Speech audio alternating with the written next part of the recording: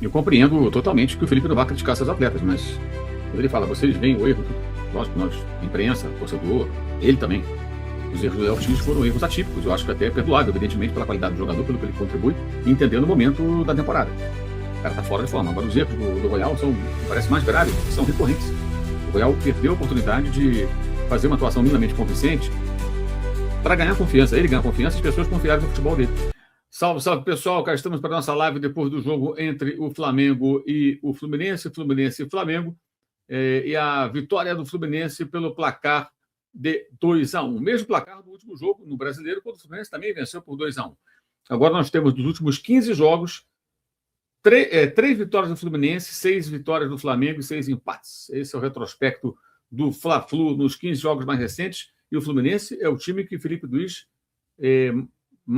para o qual mais tem perdido. São 3 derrotas, uma com o Mano Menezes, uma com o Zubeldia e hoje com o auxiliar dele, o Cubeira, já que o Zubeldia está se recuperando de uma cirurgia e não pôde trabalhar à beira do campo. Terceira derrota do Flamengo com o Felipe Luiz para o Fluminense em um ano e pouco, nem chega a um ano e meio, né, de trabalho do jovem do Flamengo. Um jogo que complica e muito, né, a situação do Flamengo no Campeonato do Rio de Janeiro, coloca o Flamengo numa situação muito delicada. O Flamengo fica agora muito ameaçado de disputar o indesejável torneio da morte, que vai apontar um time que vai para a segunda divisão. Evidentemente, o Flamengo vai ter aí que colocar os seus jogadores profissionais em 2, 3 times jogos pelo menos, para poder garantir o não rebaixamento, né? E isso vai atrapalhar o calendário.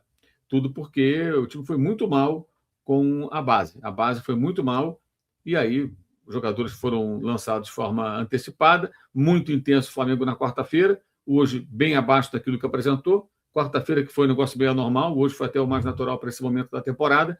Time muito mexido, né? No final do jogo, o Flamengo era um Frankenstein. E teve 5 titulares hoje. No jogo passado foram 4. E muitas mudanças de um jogo para o outro.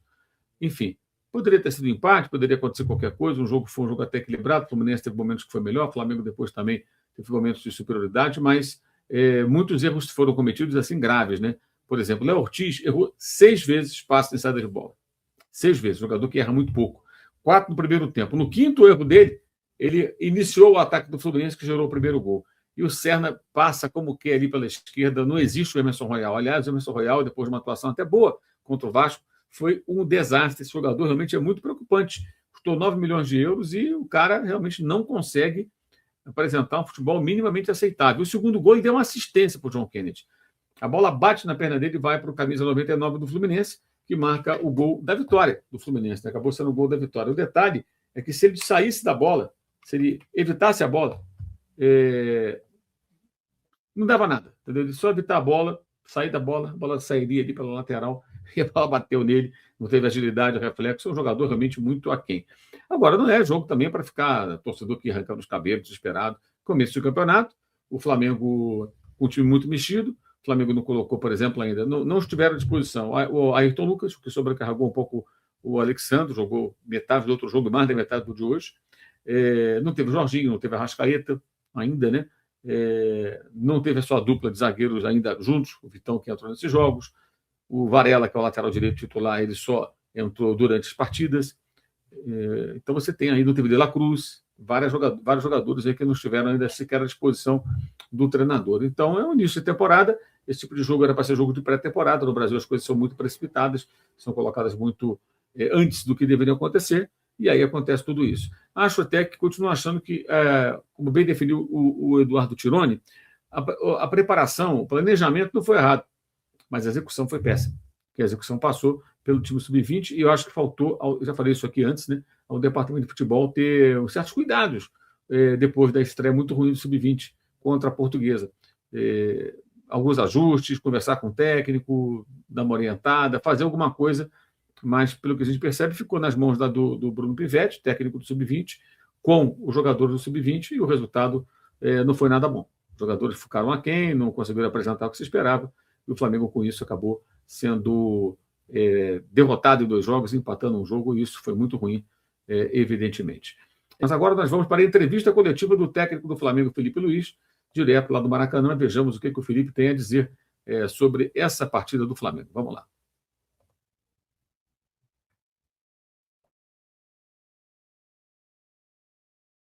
Vitor Nicolau, da Flamengo TV. O Fluminense havia vencido o Flamengo na última disputa entre os times, numa estratégia, ao meu ver, muito parecida. Você acredita o resultado de hoje mais a uma circunstância, gramado pesado, duelos físicos, início de temporada, ou talvez a mesma estratégia tenha sido deficiente de novo? Não, são dois jogos que tiveram um contexto muito diferente. O jogo do ano passado, se vocês forem olhar, também teve um contexto muito difícil para a gente. Eles jogaram com o time completo, nós não. Hoje também foi um jogo descaracterizado por esse sentido, até nas trocas. E um jogo equilibrado, um jogo igualado, onde tivemos chance para começar a abrir o placar, eles também, e acabaram abrindo o placar. A partir daí ganharam muita confiança, conseguiram fazer o segundo gol de escanteio, mas, como eu falei, um jogo equilibrado, que foi resolvido nos mínimos detalhes, que precisamos treinar, talvez por falta de treino. Complicou muito o Flamengo no Campeonato Carioca, depende agora de outros resultados para não ter que disputar um quadrangular e ter mais 2 jogos numa temporada que o calendário já está completo. Queria saber o quanto isso te preocupa, você que está sempre focado no calendário, está sempre olhando isso, quanto a possibilidade de ter mais 2 jogos preocupa você e pode também atrapalhar o seu trabalho nesse início de temporada, visto que o Brasileiro já começa na quarta-feira. Obrigado. Bom, é uma possibilidade, temos que pensar em vencer o próximo jogo e, como você bem falou, depender de resultados, né? Mas só depois que acabar essa fase de grupos aí do Carioca que podemos pensar no que aconteceu. No momento, a única coisa que está na minha cabeça é o jogo do São Paulo, que eu começaria a preparar a partir de amanhã. Vamos analisar o jogo de hoje, com certeza temos muitas coisas que evoluir, melhorar, corrigir. A derrota principalmente nos deixa essas lições, e para chegar o melhor possível no São Paulo e no jogo da Supercopa, e já quando chegar o jogo do Carioca já pensaremos na estratégia melhor para poder vencer e fazer boa campanha. No jogo contra o Vasco, eu te perguntei, você elogiou muito a atuação do Flamengo, falou sobre ter sido uma grande atuação, mas que tinha pontos de melhoria. Agora você acabou respondendo que na derrota esses pontos ficam mais expostos. Desses pontos de melhorias, qual que mais te incomodou no jogo de hoje, tendo em vista que o Flamengo teve muita dificuldade na saída de bola? Qual foi o ponto que mais te incomodou no jogo de hoje contra o Fluminense? Não, a dificuldade na saída de bola tem muito mérito da defesa do Fluminense, pela forma que eles defenderam. Mas, como eu falei, o jogo teve um contexto muito diferente do que era. Tivemos algumas saídas boas, soluções boas, encontramos, mas é um adversário que dá prioridade na fase defensiva, portanto, é um adversário muito difícil de superar. Então, como eu falei, a partir de amanhã também analisaremos o jogo, que da mesma forma, por exemplo, que eu elogiei muito, mas com certeza tinha coisas que corrigir contra o Vasco, agora também tiveram coisas boas contra o Fluminense, né? Uma derrota, eu sei que dói no torcedor, dói na gente, nós mais que todos, mas, como eu falei, temos que ser muito sincero com a análise, que também houveram coisas boas também, mas talvez uma das preocupações seja principalmente os contra-ataques. Felipe, boa noite. Fábio Torres aqui, canal Deco SRN. Preocupação dele com os contra-ataques, né? Bem, primeiro gol acontece, vamos recapitular. Erro de saída de bola do Léo Ortiz. Léo Ortiz não costuma errar tanto como errou hoje. Foram 6 vezes que ele tentou sair jogando e errou passes, que deram ao Fluminense a oportunidade de reiniciar ataques. O primeiro gol sai a partir daí. O jogador está sem ritmo de jogo, má forma técnica, fisicamente pode não estar, evidentemente, no ideal, é claro, mas foi o que aconteceu. E aí a bola vai nas costas do Royal. E aí é que é o grande problema. O Royal simplesmente não compete. Ele não disputa com o Serna. Ele não aposta a corrida com o Serna. Ele trota e entrega adeus ao goleiro André, que não pôde fazer nada, porque o jogador do Fluminense fez uma ótima finalização. Então, realmente tem que se preocupar. Eu acho que a questão do Royal é grave, porque os erros que ele comete, as falhas que esse rapaz acumula, embora tenha um bom currículo, né, jogou em times importantes na Europa e até na seleção brasileira, elas vão... Assim, é quase inviável contar com um jogador desse num elenco do Flamengo no nível de cobrança e de expectativa que existe, né? O negócio é sério, acho que aí o departamento de futebol que enfiou 9 milhões nesse jogador, né, na contratação desse jogador, 9 milhões de euros, tem que avaliar o que fazer. Porque realmente, olha, assim, é nível Rodinei, em termos defensivos. Muito, muito frágil, muito, muito ineficiente. Enfim, vamos continuar com a entrevista do Felipe Luiz aqui. Felipe, hoje o meio de campo foi formado por Everton Araújo, Alan e Carrascal. E, sendo assim, eu pensei que eu vi, pelo menos, né, a dificuldade do Flamengo sair jogando, porque os dois jogadores, os dois volantes são dois volantes que não são tão verticais. E acabou que o Carrascal ficou muito sobrecarregado. Com relação a isso, você pensa, daqui para frente, quando tiver algum problema com os seus meias, ter uma outra formação tática? E uma outra pergunta, por que da inversão de posicionamento do Léo Ortiz com o Vitão no segundo tempo? Dentro do jogo de hoje, nós alteramos a nossa formação. Em alguns momentos, jogamos... Bom, não vou descobrir nada, mas mudamos a formação para tentar dar uma facilidade, mais tempo para os jogadores. E essas variações, elas estão no jogo, no meio do jogo, mesmo com os mesmos jogadores no campo, né? E os jogadores que você citou eram jogadores que estavam disponíveis e junto com a preparação física, os que eram indicados para começar o jogo de hoje. Depois que você falou, que eu não lembro. A inversão do Léo, eu queria gerar outro tipo de vantagem com o Vitão na direita e o Léo na esquerda. Continuo pensando absolutamente igual. A nossa fase defensiva tem que ser muito forte. Como você bem falou, o primeiro gol deles foi uma perda da bola. Os meus jogadores, eles têm que saber que eles podem perder a bola, porque eu peço para eles fazerem as coisas, para eles tentar arriscar passe, para eles tentar jogar para frente. E já no primeiro tempo já tivemos algum aviso, né, de perca de bola e alguma situação assim perigosa, e no segundo tempo gerou o gol. Vocês olham somente o gol e principalmente quem errou o passe. Eu vejo muitas outras coisas dentro desse lance que é o meu trabalho corrigir e tentar solucionar para que os jogadores possam continuar errando e nosso time continue sólido defensivamente. E a bola parada também é um fator desses.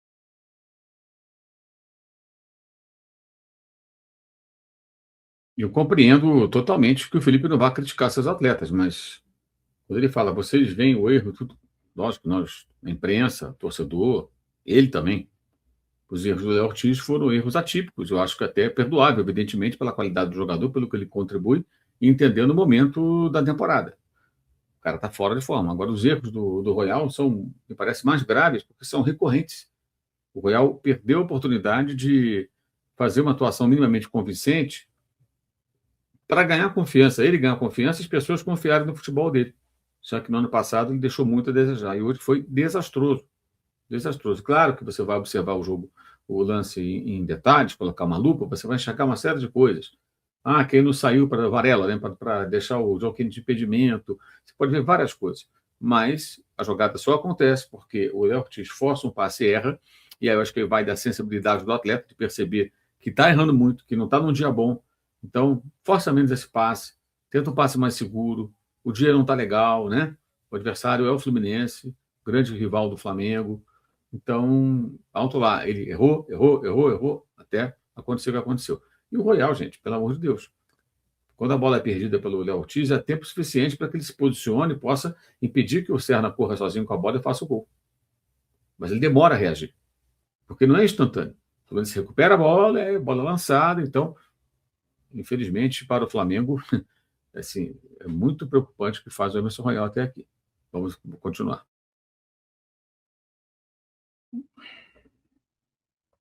Muito bem, essa foi a entrevista do Felipe Luiz, né? Vejamos aí como é que vai ser na quarta-feira, né? O time que ele vai colocar em campo.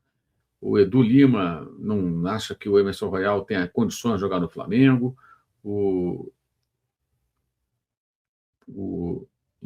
Madruga critica o Luiz Araújo, não acho que tenha sido uma atuação tão ruim assim. São jogadores voltando também de uma inatividade no começo da temporada, gente. Aí você vai ter o rendimento abaixo, enfim, daquilo que eles podem apresentar.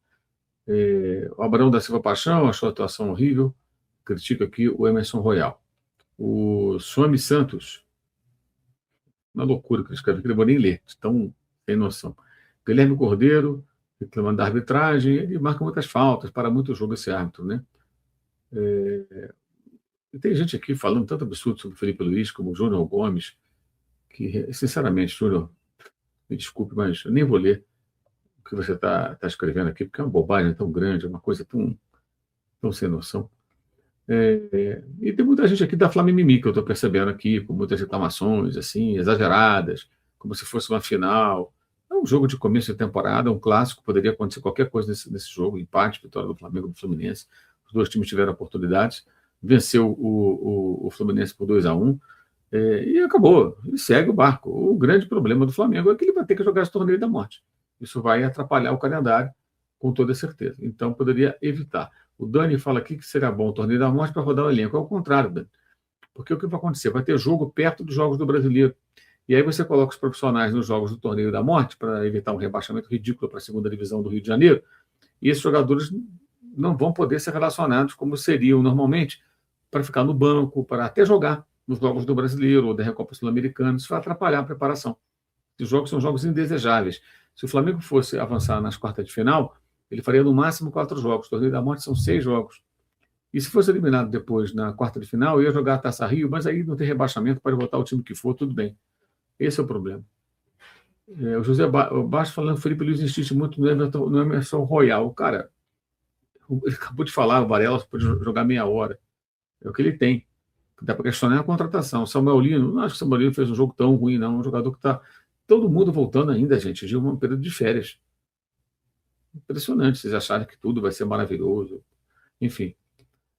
O Diarte critica aqui a contratação do Paquetá, acho que é muito dinheiro. Aí compara com a Copa do Cruzeiro. Não, o Cruzeiro que foi barato demais. Agora, se quiser contratar jogador na Premier League, é caro, cara, não tem jeito.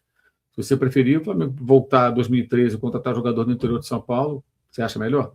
Reclamar, porque o Flamengo, em condições, né, tudo indica, né, fazendo uma negociação sem loucura, ou seja, dentro daquilo que pode, é caro, mas podendo pagar, achar que isso é ruim, sinceramente, aí eu não entendo. Se o clube pode pagar e trazer um grande jogador, faz o que com o dinheiro?